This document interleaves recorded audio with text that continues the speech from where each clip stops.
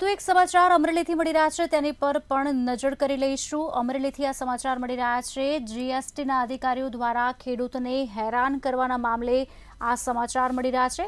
સાંસદ ભરત સુતરિયાનો ગઈકાલે વિડીયો પણ વાયરલ થયો હતો। આપને જણાવી દઈએ, ખેડૂતોએ જાણ કરતા સાંસદ સુતરિયા સ્થળ પર પહોંચી ગયા હતા। સમાચાર જીએસટીના અધિકારી સાથે સાંસદનો રકઝક કરતો વિડીયો પણ વાયરલ થયો હતો। सांसद भरत सुतरियाए रकझकने लईने प्रतिक्रिया पण आपी छे। आपने जणावी दीए अमरेलीथी आ समाचार, ज्यां जीएसटीना अधिकारीओ द्वारा खेडूतने हैरान करवामां आवी रह्या होय तेवी वात सामे आवी छे। घटी के मारे हूँ अमरेली जिला पंचायत खाते मारी मीटिंग चालती थी, मैंने खेडूतनो फोन आव्यो। गरिया गामना खेडूत हता अने एणे मने फोन में एवुं कीधुं के अमारी पासे 7-12 मागे छे, जीएसटीना अधिकारी कोई छे अने अमने गाड़ीओ रोकी छे।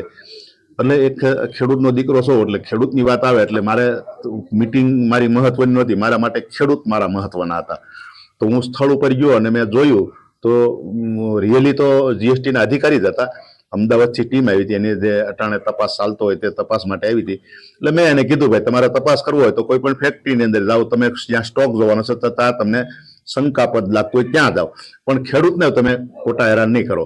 અને ખેડૂત કોઈ દી 7-12 સાથે લઈને આવતો નથી અને આવશે પણ નહીં। ખેડૂત એનો પાક માલ પાકે એટલે કોઈ પણ ગામનો વ્યક્તિ હોય એને જે વાહન હોય કે ટેમ્પો છે, મજદા છે, આ તે એને કહી તું યાર્ડની અંદર માલ મારો પહોંચાડી દે, એટલે ખેડૂત પણ સાથે નથી હોતો। આ પોતે હું ખેડૂત છું એટલે મારો અનુભવ છે, પોતે ખેડૂત પણ સાથે નથી હોતો। એટલે મેં એને કીધું ભાઈ ખેડૂત કાર્ય 7-12 સાથે લઈને નહીં આવે।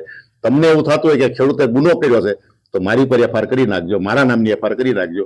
એને મેં કડક સૂચના આપી તો જીએસટીના અધિકારી માની ગયા અને એને સમજી ગયા કે ખેડૂત કોણ છે અને વેપારી કોણ છે। એટલે સ્થળ ઉપર જ અમારો ખેડૂતને જવા દેવામાં આવ્યા અને વેપારી જે હતા એના કાગળ તપાસ કરી અને વેપારીને પણ જવા દેવામાં આવ્યા।